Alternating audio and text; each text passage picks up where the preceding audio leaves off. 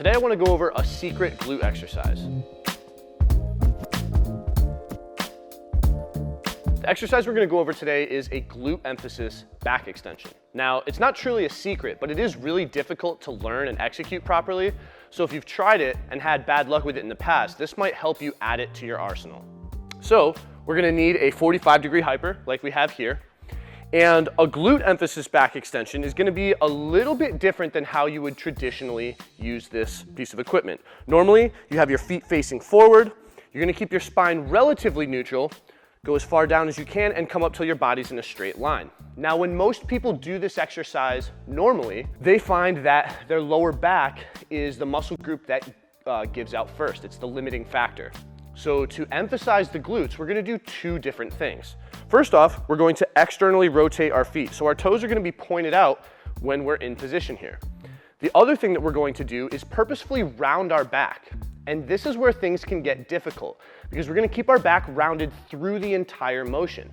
And normally our hips and back want to do the same thing. If they're extending, they want to extend together. If they're flexing, they want to flex together. But we're going to keep our spine flexed as we extend at the hip. Let me show you what that looks like. So we're going to get into position where the pad doesn't block your hips at the bottom. We're going to be externally rotated at our feet, and our heels are going to be against the pad at the top. Now, we're going to start the motion by actively flexing the spine. I like to think of doing a crunch, and we're going to keep our ribs pulled to our hips throughout. Now, despite that, we're going to drive our hips forward until our body comes up here. And what this is going to do is take our lower back out of the equation. And let me explain why. Our spinal erectors experience the most activation when they're at their shortest, when we're extended.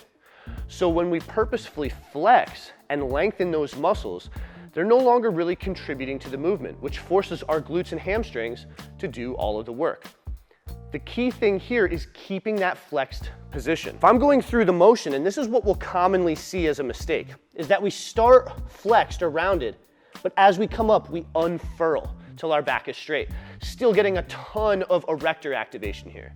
So what we want to do is extend at the hips, like I did here, but keep that flexed position.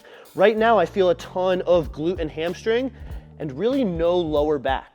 It's only if I straighten that back that becomes the limiting factor. Once you get good at doing this exercise body weight, you can absolutely add dumbbells held under your chin.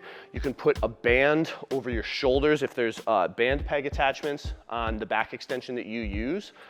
And it becomes a really useful way to tax those glutes and hamstrings without the lower back holding you back.